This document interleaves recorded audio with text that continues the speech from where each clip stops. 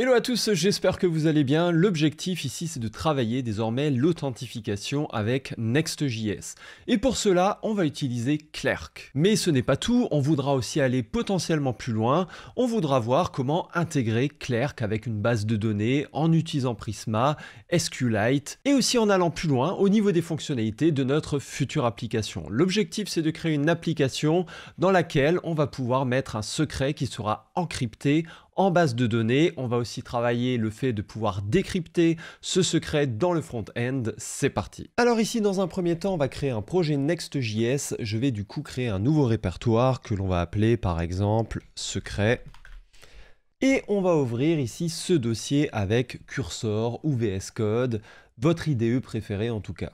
Alors une fois que ça c'est fait, on va pouvoir lancer le terminal et faire du coup un npx create-next-app@latest espace point. Donc ça va nous créer un nouveau projet Next.js directement dans le répertoire secret. Est-ce qu'on va utiliser TypeScript? Oui, oui, oui, oui, pourquoi pas? Oui.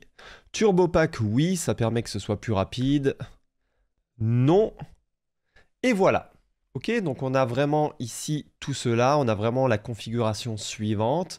Et du coup là, j'ai en effet un projet Next.js qui se met en place. Maintenant, pour faire toute la partie authentification, je vais utiliser ici Clerk. Donc il y a différents outils, vous pouvez aussi utiliser NextAuth, etc. Moi, je préfère, dans ce cas-là, utiliser Clerk. Donc au niveau de Clerk, c'est tout simple, vous allez sur clerk.com, tous les liens seront présents dans la description, et puis vous allez tout simplement vous inscrire. Et quand vous allez vous inscrire, vous allez directement pouvoir créer les paramètres de votre projet. Donc nous, qu'est-ce que l'on veut au niveau de l'authentification? Comme vous pouvez le voir, il y a pas mal ici de choix. Vous pouvez faire de l'authentification par email, par numéro de téléphone, par username. Ici, je vais sélectionner Google, donc ça va me donner le résultat suivant. Au niveau du nom de l'application, je vais mettre My App. Allez, vous allez mettre ici ce que vous voulez. Et puis, comme dit, vous pouvez rajouter éventuellement des éléments, des types d'authentification ici. Et alors là, on voit que j'ai aussi GitHub, LinkedIn, etc. Donc il y a plein d'authentifications, de styles d'authentification différents. Ici, vraiment dans le cadre de cette formation, on va tout simplement choisir Google, c'est largement suffisant pour le moment. Donc je vais ensuite cliquer sur Create Application. Et ici, on voit que je suis redirigé vers cette page qui me dit exactement comment faire. Donc là, il faut bien sélectionner Next.js et puis ça me dit déjà, il faut que tu installes Clerk ici. Donc je vais aller copier ça et je vais nouveau aller dans mon cursor et je vais coller tout simplement la commande et l'exécuter. Donc ça va me permettre du coup d'installer Clerk directement dans mon projet. Ok, parfait. Donc on voit que c'est effectivement désormais installé. Et ensuite, il va me donner des informations à mettre dans le fichier .env. Donc, je vais copier ces informations. Et ici, au niveau de mon projet, directement à la racine ici du projet, je vais créer un fichier .env. Et je vais coller ici les informations que j'ai précédemment copiées.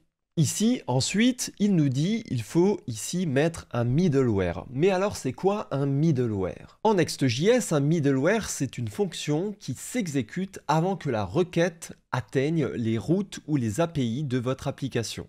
Donc ça va permettre de manipuler ou d'intercepter les requêtes en fonction de certaines conditions comme l'authentification ou la redirection. Donc les middleware sont utiles pour contrôler l'accès à certaines pages, gérer les redirections conditionnelles ou encore personnaliser la réponse en fonction de la requête. Donc on voit que c'est vraiment nickel pour tout ce qui est authentification. Donc ici, on va venir copier ce fichier middleware.ts et dans le cadre de notre projet, on va le mettre dans src. Donc au niveau de src, je vais créer un nouveau fichier qui sera nommé middleware.ts et je vais mettre là-dedans tout le contenu que je viens de copier. Ensuite, on va retourner ici sur les instructions et on voit qu'on doit mettre quelque chose ici dans le src app layout.tsx. Donc, encore une fois, on va copier ici ce code et je vais vous l'expliquer. Donc ici, on va copier cela et on va aller du coup dans layout.tsx et on va venir placer tout cela.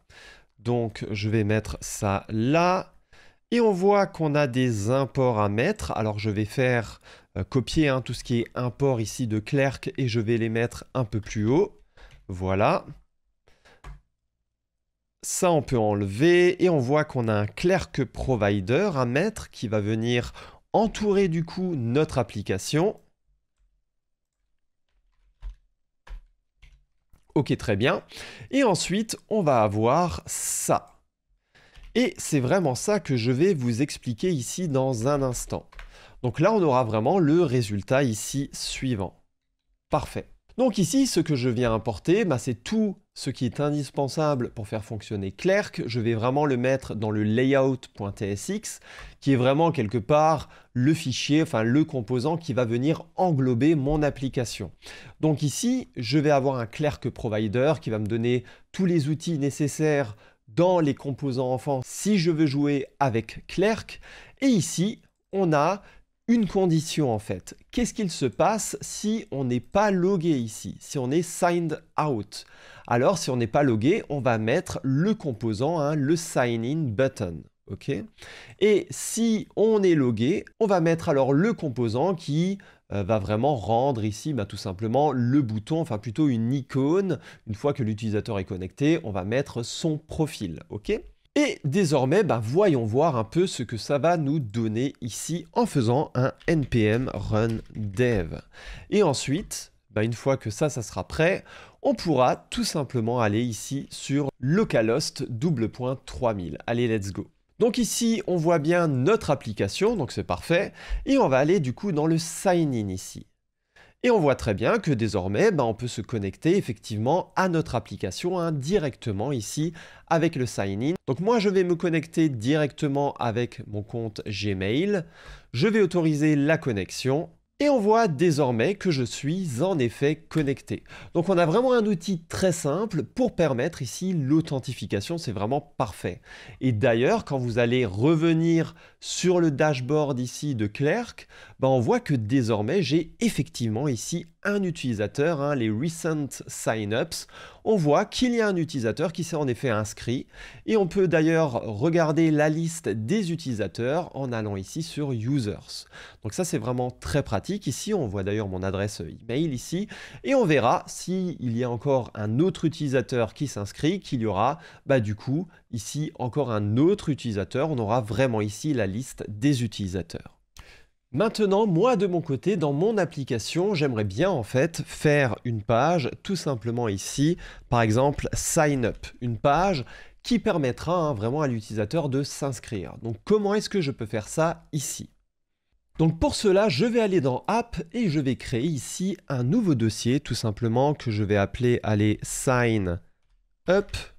Et puis là-dedans, je vais créer une page, page.tsx. On va du coup ici importer sign up de Clerk et ensuite créer du coup ici le composant fonctionnel sign up page. Et on va faire un return ici, div, on va mettre un peu de style avec Tailwind. Et on va mettre la page de sign up. Et désormais, si on retourne ici, et si on va sur Sign Up, on voit qu'on a une petite erreur.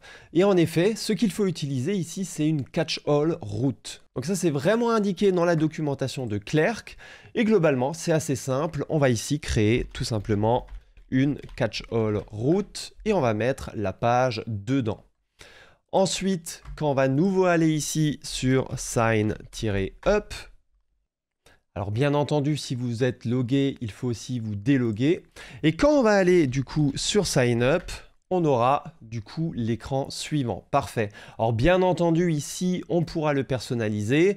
N'hésitez pas à aller voir le composant sign in ou sign up pour voir un peu comment personnaliser tout cela. C'est relativement ici facile. Cependant, on va vraiment voir ici dans cette formation les choses un peu de loin. Personnaliser ici, c'est relativement simple. Maintenant, du coup, on a la page de sign up. Donc, ici, ce que l'on peut aussi créer, c'est la page de sign in. Donc ici, sign in. On a toujours ensuite, du coup, ce dossier qui permet de faire le catch-all routes.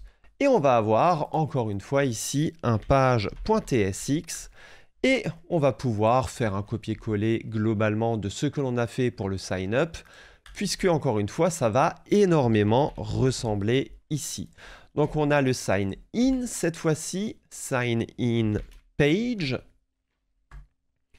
Et encore une fois, ici, si je me déconnecte, ou si je vais directement sur sign in ici, on aura désormais la page de sign in. C'est parfait. Donc désormais, vous savez comment ici créer des pages personnalisées pour le sign up et pour le sign in et ne pas être forcément ici dépendant de tout ce qui est vraiment donné par Clerk de base. Maintenant, ce qui serait assez intéressant de faire, c'est de mettre des routes qui sont protégées. C'est-à-dire que je peux aller sur une certaine route, par exemple /secret, si et seulement si je suis logué. Donc ici, ce que je peux faire dans App, c'est créer un nouveau dossier secret, ce qui va du coup me générer une nouvelle route ici. Et à l'intérieur de secret, je vais avoir un page.tsx par exemple ici. Donc ici, l'objectif, c'est quelque part d'avoir quand même un dossier de composants, components, et je vais avoir un composant ici, tout simplement, secret.tsx. Et ici, dans secret.tsx, on va vraiment créer un composant de base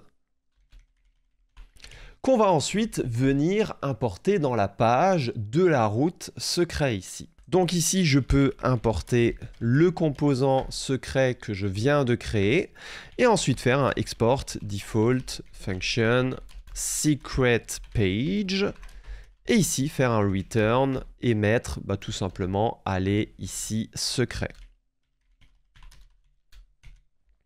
Voyons voir un peu ce que l'on a ici au niveau du composant secret. Ok, donc pour le moment, c'est un composant relativement simple. Et si on va ici sur cette page, secret, on aura du coup ici le résultat suivant. Donc, on voit très bien le composant qui s'affiche. Cependant, moi, j'ai envie de dire, si l'utilisateur n'est pas logué comme ici dans ce scénario, puisqu'on a le lien pour se loguer, c'est qu'on n'est pas logué. Et du coup, j'ai envie de dire que si l'utilisateur n'est pas logué, on va l'inviter directement à se loguer et on ne va pas ici afficher la page. Comment est-ce que je peux faire ça? Encore une fois, on a toutes les informations directement dans la documentation. Donc ici, je vais pouvoir tout simplement copier-coller cette partie. Alors encore une fois, vraiment ici, le lien sera dans la description. Et je vais du coup ici mettre ça au-dessus. Et moi, je vais indiquer ici du coup vraiment ma route qui doit être sécurisée. Et c'est ma route secret. Donc là, ce qu'il va se passer, c'est que désormais, si je vais sur la route secret, alors vous verrez que je ne serai pas autorisé à aller là-dessus. Il va me demander de me sign in. Donc c'est exactement ce que l'on veut.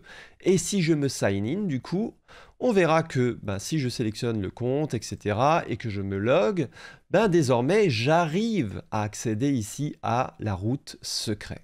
Maintenant, comment récupérer des informations de l'utilisateur qui est logué? Ce que je pourrais faire, par exemple, ici, c'est aller dans page.tsx, et ici, on va faire un peu le ménage, tout simplement. On va enlever tout ce qu'il y a ici dans le return, on va aussi enlever l'image, et je parle bien de page.tsx qui est dans le dossier app ici, et ici, on va mettre, par exemple, une div avec un welcome. Par exemple, welcome suffixe. Maintenant, le welcome suffixe, ici, il faut qu'on le crée. Donc, je peux avoir des informations sur l'utilisateur qui est actuellement connecté grâce ici à current user de Clerk Next.js Server. Et attention, il faudra juste ici convertir cette fonction en une fonction asynchrone, ce que l'on peut tout à fait faire ici avec Next.js. Et je vais pouvoir ici récupérer l'utilisateur, const user est égal à await current user. Et puis là, globalement, ce que je vais pouvoir faire, c'est ensuite récupérer des informations sur l'utilisateur. Par exemple, son first name ici, son prénom du coup. C'est égal à user si on a en effet quelque chose dans le user, first name.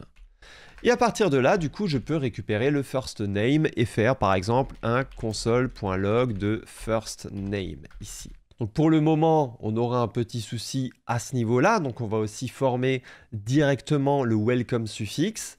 Et puis là, je peux aussi tout à fait récupérer l'ID de cet utilisateur. Ça me permettra, par exemple, à un moment de pouvoir vraiment faire un travail avec une base de données et éventuellement, je pourrais vous montrer ça dans la suite ici de cette vidéo. Et là, je peux faire le const welcome suffixe. Si il y a un username, alors mon welcome suffixe, alors là, c'est vraiment des tildes, alt plus 7. S'il y a un username, on va mettre du coup le username, alors first name plutôt. Et ensuite, on va mettre par exemple l'ID pour vous montrer qu'on peut le récupérer. Et sinon, on n'aura rien à ce niveau-là. Donc ici, par contre, c'est first name. Est-ce qu'on a un first name ici ? Ok, donc voyons voir à présent ce que ça nous donne ici. Donc si je vais sur la route principale ici, on a vraiment le page.tsx directement dans le dossier app qui vient représenter la page d'accueil ici du site internet. Et on voit très bien ici benbk, ok, donc c'est mon first name pour mon adresse. Et on voit aussi user, etc., qui est mon ID. Maintenant, ce qui serait pas mal, c'est d'avoir une base de données pour venir stocker les secrets de chaque utilisateur ici. Donc pour cela, on va utiliser Prisma et on va utiliser une base de données SQLite. Donc ici, on va venir installer Prisma. Encore une fois, je vous montrerai, il y aura dans la description tous les liens vers les documentations. Et pour installer ici Prisma, on fait tout simplement un npm install prisma-save-dev. C'est parti. Donc là, attention, bien entendu, je suis sur la toute nouvelle version ici de Next.js. Donc pour le moment, il y a des choses qui ne sont pas encore vraiment en place, mais en tout cas, on verra que ça fonctionnera quand même, ok? Donc ici, je fais le choix d'utiliser Next.js 15 pour que tout simplement, à l'avenir, ce tuto, cette formation soit encore d'actualité. Ensuite, je vais initialiser mon Prisma. Et pour cela, je peux faire un npx prisma init-data source-provider SQLite pour vraiment choisir SQLite. Donc, let's go. Et on voit que désormais, il y a un dossier Prisma qui a été créé ici. On voit aussi qu'on a un schema.prisma directement dans le dossier Prisma. Et c'est là-dedans que l'on va créer les modèles, quelque part l'architecture des tables pour ici notre base de données. Donc ici, on va créer un nouveau modèle. Ça va être relativement simple. Je fais vraiment cette formation au plus simple. On aura du coup modèle, une table secret ici avec un ID pour chaque secret en mode string, ID. Donc ça sera un ID default CUID. Donc on aura vraiment des ID ici uniques. Et puis on aura un user ID qu'on va récupérer de Clerk. Du coup ça sera un string en mode ici unique qui sera relié directement à un contenu content, donc un secret en fait qui sera aussi de type string. Donc ici on vient de créer notre modèle et ensuite on va pouvoir faire un npx prisma dbpush tout simplement ici pour vraiment mettre tout ça en place. On voit du coup que ça crée un fichier dev.db qui est présent ici. Ça va être ça, notre base de données. Donc si vous voulez faire un Docker avec un PostgreSQL, il n'y a pas de souci globalement. C'est juste que c'est plus simple de faire les choses de cette façon-là. On voit que désormais dans le fichier .env, on a un database URL qui du coup tape bien sur mon fichier dev.db qui indique bien que c'est ça la base de données. Et ensuite, au niveau de Prisma, attention, il faut aussi ici tout simplement Prisma Next.js, mettre en place des choses pour que ça fonctionne ici avec Next.js. Donc encore une fois, ce lien sera disponible en description. Et ce qu'il faut faire ici, c'est vraiment prendre ce fichier ici, nommé db.ts, donc je le copie. Et ici, je vais créer directement dans SRC un nouveau dossier lib. Et là-dedans, je vais mettre le fichier db.ts. Il n'y a pas besoin ici de comprendre ce que ça fait, c'est tout simplement pour faire fonctionner ici Prisma dans Next.js. D'ailleurs, en parlant du fichier .env, j'avais un peu zappé que vous pouvez aussi indiquer directement dans le fichier .env avec ces variables ici bien spécifiques à Clerk, ces variables d'environnement bien spécifiques à Clerk, les chemins ici pour se sign in automatiquement. Donc regardez ici, je vais vous montrer ça. Si ici, je vais sur nouveau mon application, on voit que si je sign out ici et que je sign in, je vais sur une URL un peu bizarre. Et ça me gêne un peu puisque moi, j'avais créé spécifiquement des URL de sign in et de sign up. Donc ça, je peux indiquer directement ici, vraiment à Clerk, que je veux aller sur un certain chemin, sur une certaine route Next.js au lieu d'aller vraiment sur leur truc ici par défaut qui est un peu moche. Donc ici, je peux tout simplement indiquer que pour le sign in, je vais sur le sign in, sur la route sign in, et pour le sign up, je vais sur la route sign up. Donc next public Clerk sign in URL, c'est vraiment une variable spécifique ici, vraiment à Clerk. Donc prenez le soin ici de bien copier ça. Encore une fois, comme d'habitude, j'ai toujours mis le GitHub du projet directement dans la description. D'ailleurs, n'hésitez pas à mettre une étoile pour ce repo GitHub, ça fait toujours plaisir ici d'être soutenu. Et on va voir que désormais, si je clique sur Sign In, regardez, on a désormais vraiment notre Sign In bien à nous ici qui est mis en place. Maintenant, on va créer des server actions, on va créer des formulaires. L'objectif, c'est de vraiment permettre à l'utilisateur de mettre son secret en base de données. Mais attention, on veut sécuriser le secret de l'utilisateur. Donc, on va faire de l'encrypt, decrypt. On va vraiment encrypter les données de l'utilisateur, le secret de l'utilisateur en base de données. Et pour cela, on va utiliser plusieurs librairies. Alors plutôt une librairie avec ses types. On va utiliser crypto-js avec ici ensuite @types/crypto-js.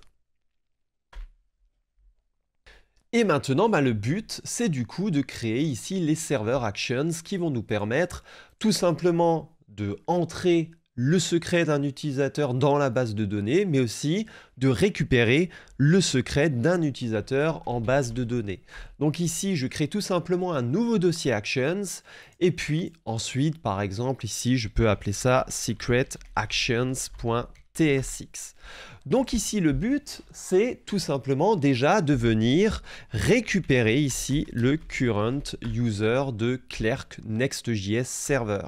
Puisque ici, on va du coup avoir des fonctions qui vont vraiment tourner sur le serveur. Donc attention déjà, à ce niveau-là, il faudra du coup vraiment écrire use server ici. Et ensuite, on va vraiment écrire des fonctions qui vont tourner sur le serveur. Ensuite, je vais importer Prisma ici de @libdb. Et ensuite, je vais importer crypto.js de crypto.js. Et là, on va avoir ensuite les fonctions qui vont nous permettre d'encrypter, décrypter. Donc ici, tout simplement, je suis allé sur la documentation de crypto.js et j'ai vraiment copié-collé les fonctions. On a une première fonction ici qui est nommée encrypt secret. Donc, elle prend en paramètre un texte et l'objectif, c'est d'encrypter du coup ce texte. Donc ici, comme dit en paramètre, on va avoir le texte à chiffrer et on va retourner le texte chiffré sous forme de chaîne ici. Donc ça utilise du coup l'algorithme AES, Advanced Encryption Standard, mais par contre, on va avoir besoin ici d'une clé d'encryption pour faire cela. Donc ici, dans le fichier .env, on va mettre notre propre clé d'encryption ici. Et vous allez le voir dans le repo que je vous ai mis, je vous ai mis une commande ici tout simplement à exécuter. Cette commande va nous permettre de récupérer une clé d'encryption. Ok? Donc cette commande, c'est la suivante.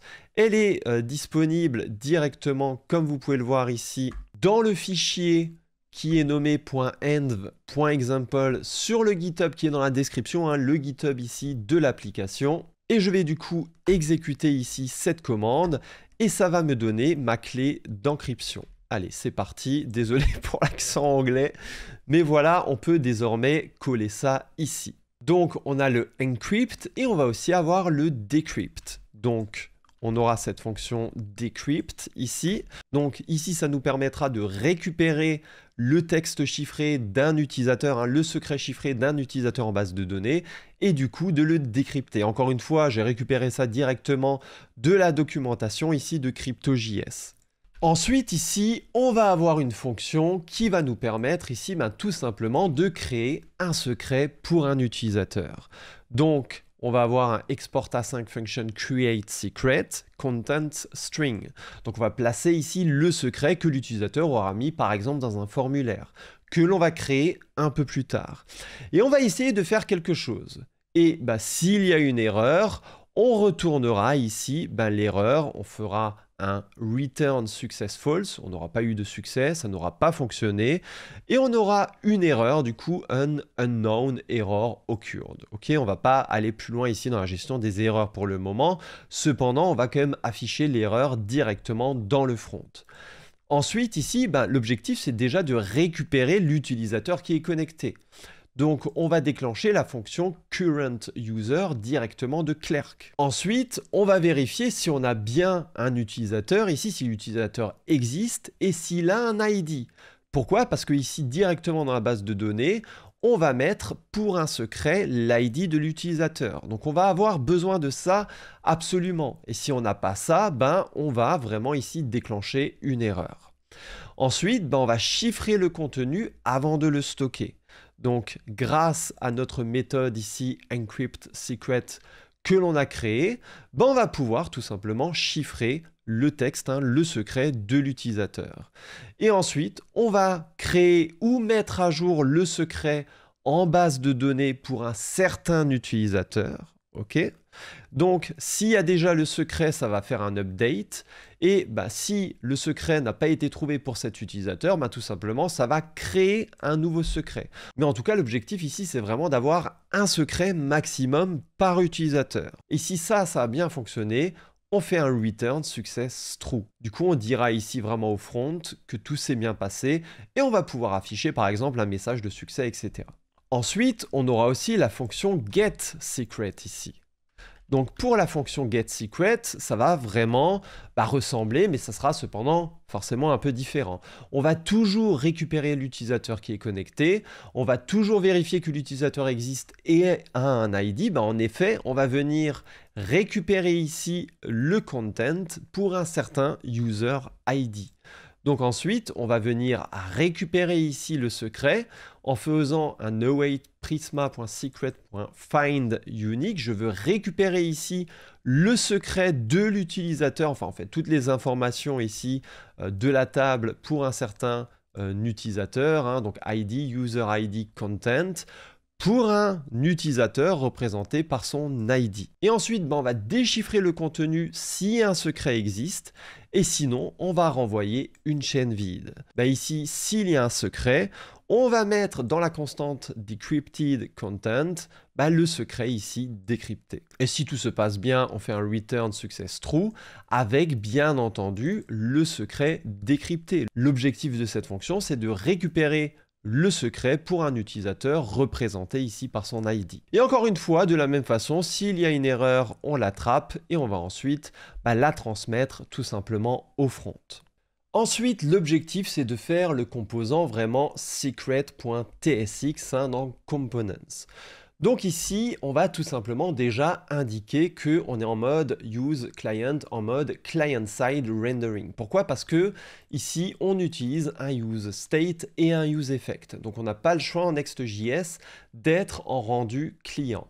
Et ensuite, on va importer les deux fonctions ici des actions que l'on a créées. Alors je vais retourner ici. Donc on avait des fonctions, une fonction nommée getSecret et une fonction nommée createSecret. Donc on va tout simplement ici venir rapatrier ces fonctions directement ici dans mon secret.tsx. Donc là, on aura différents states ensuite. On aura la définition des états, hein, donc on a différents states. On aura un state pour stocker le secret actuel. Donc ça sera vraiment ici, là-dedans, que l'on va venir stocker le secret que l'on va récupérer de la base de données. Et ensuite, on va stocker le contenu aussi du textarea. Parce qu'ici, on aura vraiment une présentation comme celle-ci. On va avoir la possibilité d'écrire un secret, par exemple, j'aime les raviolis, voilà. Sauvegarder le secret, et on voit que notre secret, c'est j'aime les raviolis. Maintenant, regardez un peu le secret qu'on aura ici directement en base de données, en faisant un npx Prisma Studio. Et là, on voit désormais qu'en base de données, on a ça au niveau de la base de données, et on voit qu'au niveau du secret, on a bien ici quelque chose de totalement illisible. On a besoin de la clé dans le point env pour venir ici lire ce secret. Donc c'est parfait, c'est bien protégé en base de données. Et comme dit, on va avoir la possibilité de mettre un secret, mais aussi ici, tout d'un coup de le changer. D'accord? Il n'y aura pas de souci à ce niveau-là. Donc, on va avoir ici le content, set content, qui va plutôt s'occuper ici de tout ce qui est gestion du textarea. Et ensuite, on aura aussi tout simplement un state pour les erreurs éventuelles. Ensuite, on aura un useEffect qui va vraiment ici avoir une dépendance avec un tableau vide. Donc, c'est vraiment le code qu'on va exécuter quand le composant va être monté, c'est-à-dire quand la page aura été chargée.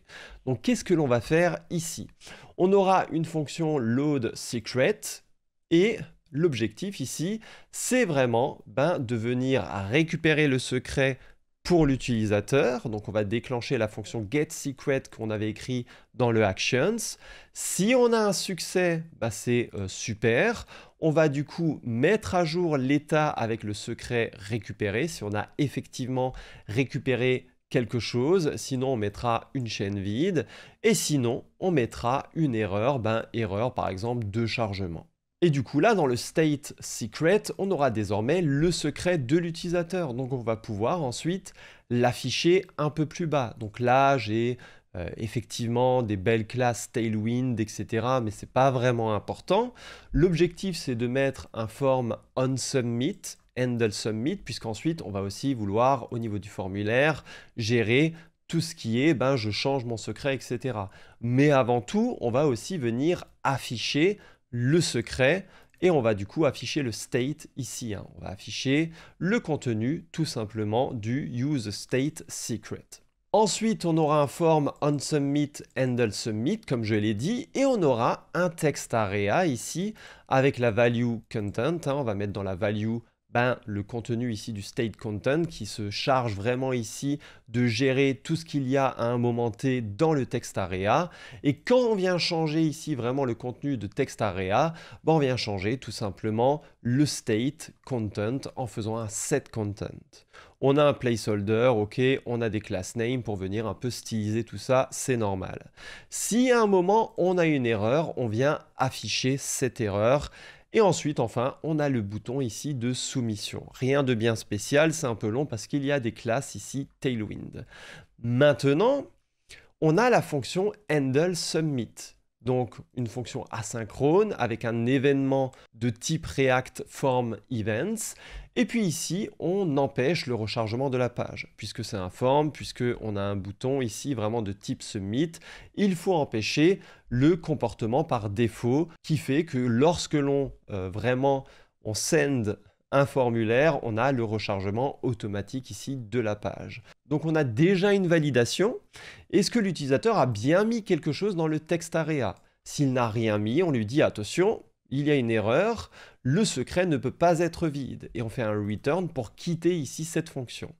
Et si l'utilisateur a effectivement mis quelque chose dans le textarea, alors on va créer un nouveau secret pour cet utilisateur en utilisant toujours ici vraiment notre fonction Create Secret qu'on a créée sur les Server Actions. On a créé une fonction directement dans le Secret Actions nommée Create Secret.